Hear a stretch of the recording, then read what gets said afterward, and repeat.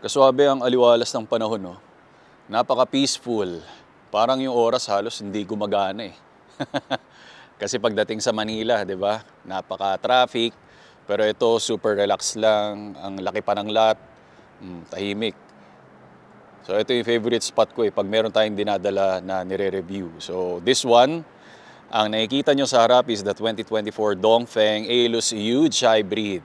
Pangalawang beses na ito from Dongfeng Motors Philippines kasi ang nauna before is the 14 Friday, which is a full electric vehicle, compact crossover SUV. Same lang rin sila. Pero yon mas mahal. That one is 2.5 million. Pero nabilib naman ako kasi napaka-outstanding ng kanyang look.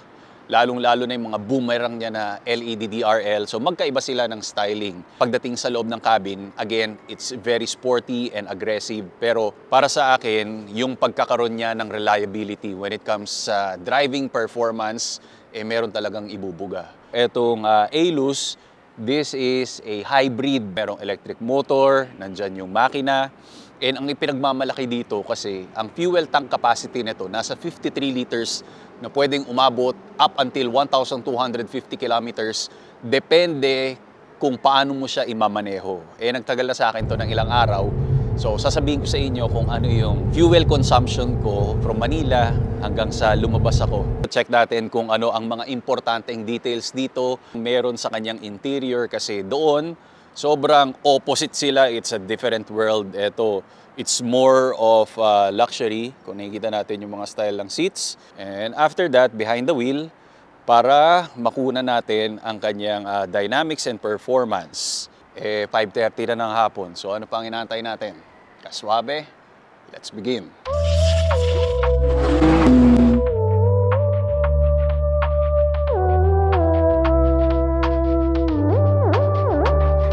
To begin with, sa kanyang side profile, actually it has a special appearance kasi meron siyang two-tone body styling. So this is blue and silver. Pag tinamaan ito ng sinag ng araw, meron siyang mga shiny and glittering effect para mas maging luxurious ang ating Aeolus. Then ang door handles, automatically nag-o-open ito once na na-sense niya na palapit sa kanya ang key fob. Unlike sa mga ibang sasakyan, kinakailangan i-grab mo pa yung handle para mag-unlock siya. Nakakagulat rin dahil yung mga set of tires natin are Pirelli. Okay, Pirelli Scorpion. Ang sukat niya naman is 235, 50, and R19. Dito naman sa front fascia is the bulldozer grille. Then naka-integrate ang ating front cam. Doon sa power folding mirrors and tailgate, meron din tayong mga camera. Matatagpuan ang main beam headlight sa lower portion ng ating bumper. Then this is your LED DRL and at the same time yung turn signals matatagpuan dyan. Ngayon, eto yan. Yung swabe cool detail dito is yung Aeolus brand natin. Isa pala itong lampara. Ibig sabihin, sumisindihan ka swabe. Then you have the option para magkaroon siya ng iba-ibang klaseng dancing light motion doon sa infotainment settings. Okay, meron siyang classical, meteor, ripple effect para mas maging attractive siya, lalong-lalo na pag nag-park ka lang. Attention seeker yung ating Aeolus Huge Hybrid na hindi nagagawa ng other automobile. Rear spoiler integrated na third brake light, shark fin antenna, wiper natin, full length na light bar katulad nung 14th Friday and walang tailpipe na exposed dito. Actually, nasa pinakaloob siya kasi ang makikita mo rito talaga is the rear diffuser. Ngayon, ang swabe cool detail dito, meron kang sensor na pag inilagay mo lang yung paa mo rito, automatically mag-open siya. Unlike sa other na mga vehicle, kinakailangan, di ba, hanapin mo kung nasaan yung sensor. Ito, may bilog lang, ilalagay mo lang yung paa mo. Maluwag naman ang ating cargo space. Siyempre, mga second row seating natin, pwede natin ibaba yan para mas ma-maximize natin lahat yan. And dito sa ilalim, yun, meron kang speaker, tapos may fire extinguisher ka. Ito, siyempre, yung battery pack nandyan. Pag isasarado natin, lagay mo lang ulit yung paa mo. And may makikita ka, maririnig kang beeping sound.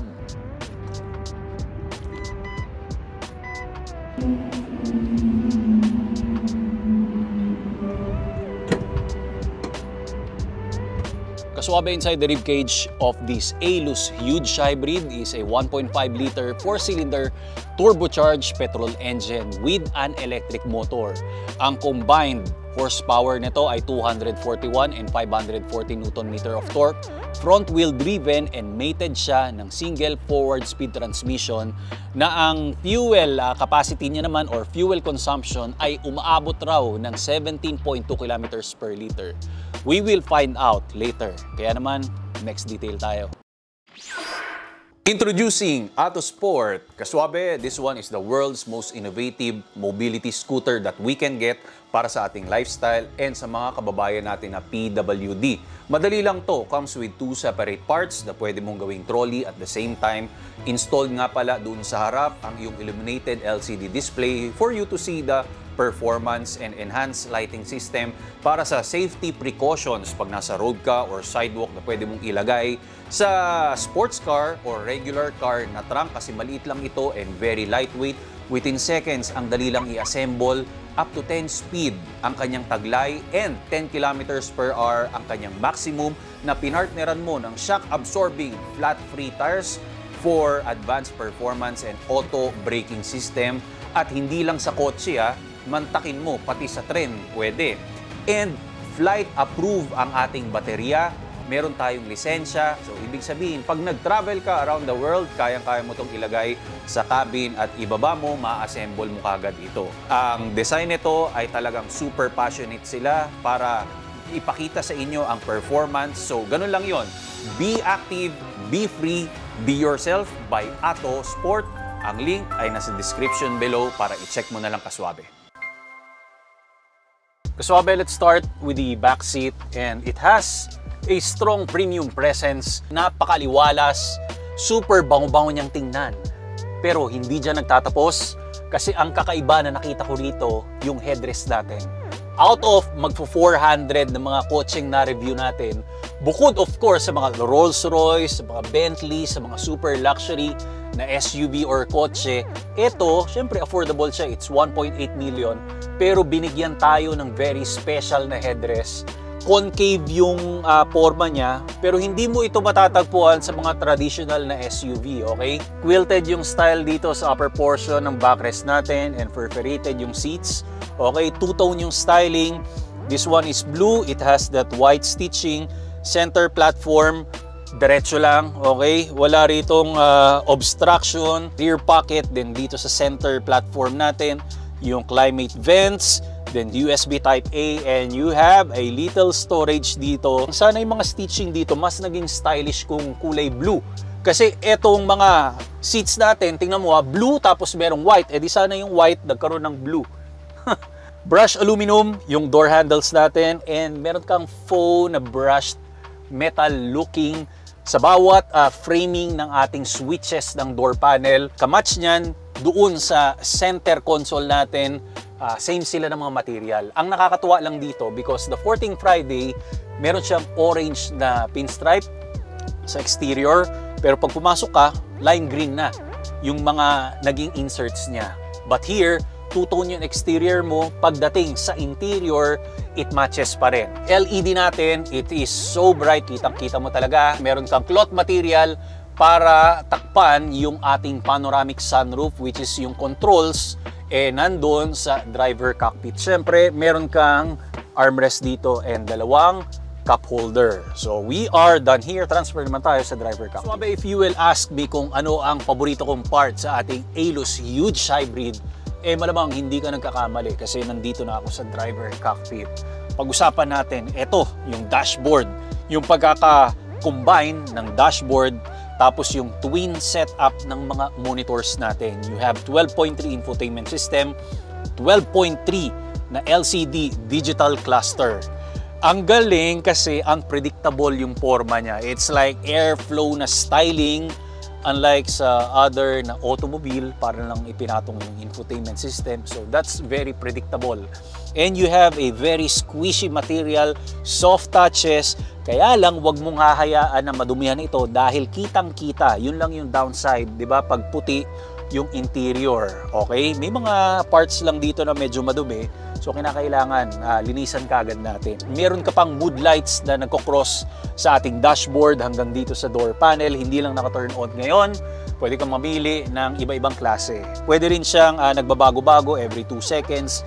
dancing yung lights, pero ako kulay pula lang yung pinaka preferred ko. Okay, depende naman sa iyo yan eh.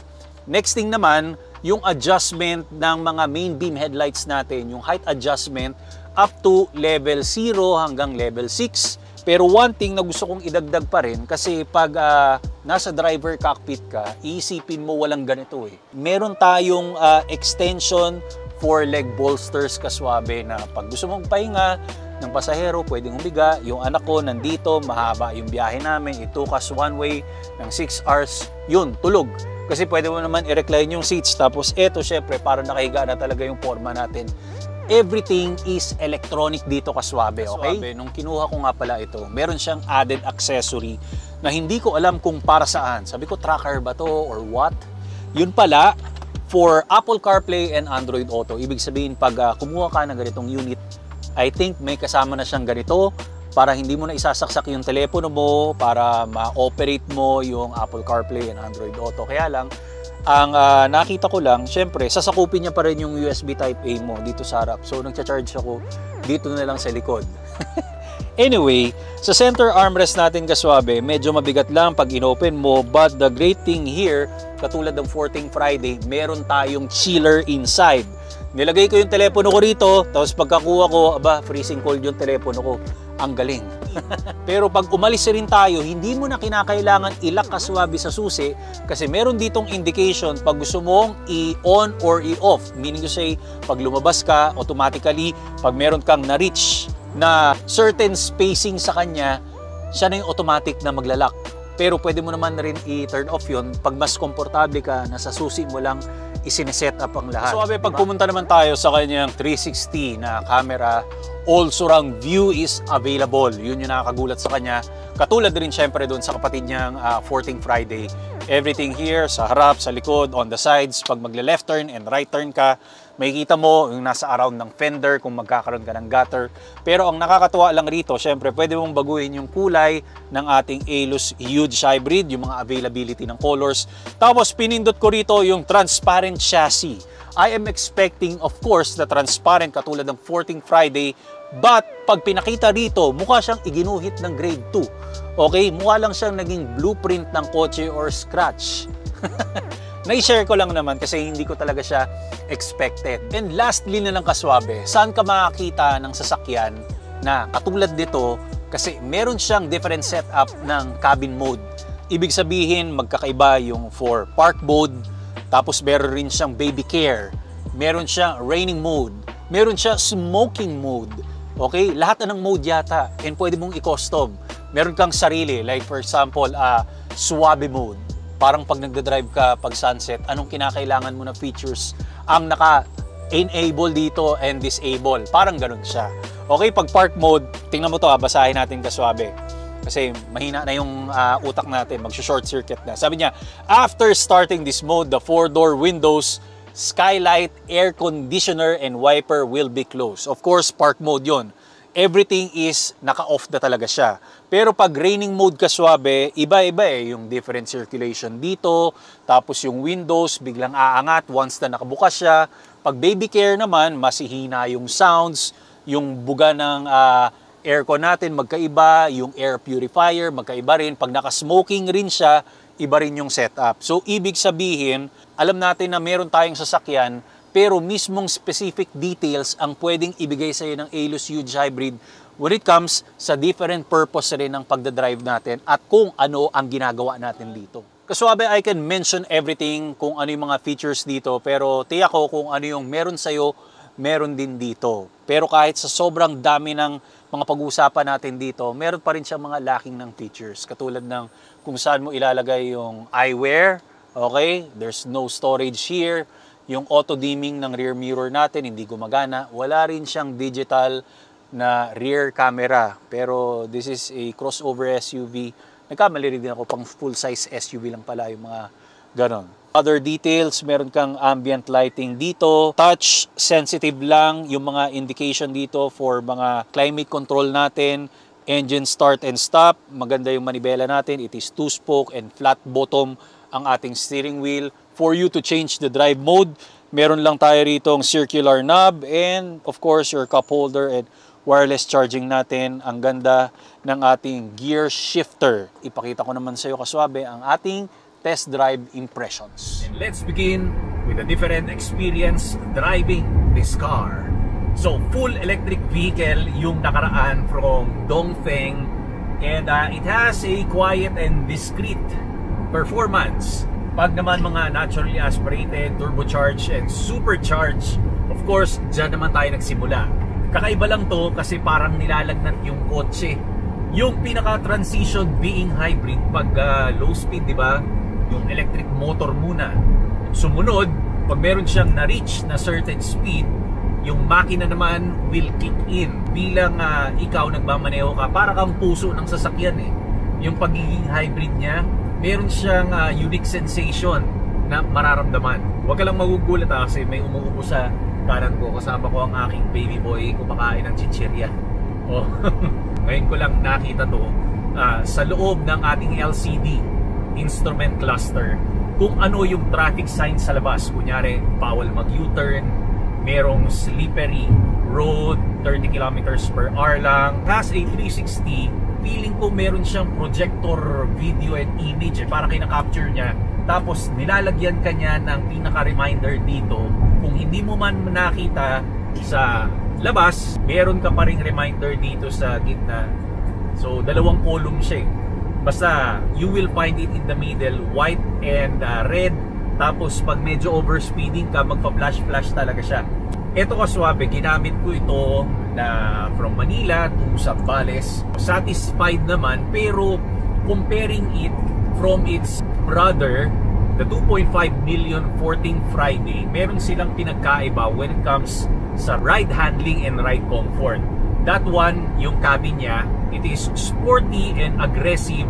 Tapos yung driving experience mo, hindi mo mararamdaman na napakabilis mo na umaabot ka na pala ng 160 kilometers per hour. Pero buti nga di ako nahuli. Somewhere lang yun here in the Philippines. The damping system is very relaxed. Smooth sailing kasi it has a single forward transmission lang. Ang damping system niya, medyo bothered lang ng konti. May pagka-bouncy effect siya. Tsaka parang nagugulat palagi pag meron siyang speed bump. Lalong-lalo na pag marami kami, ramdam mo yung roughness ng road. Probably because this is just 1.8 million, kung ano yung binayaran natin, yun yung comfort na makukuha.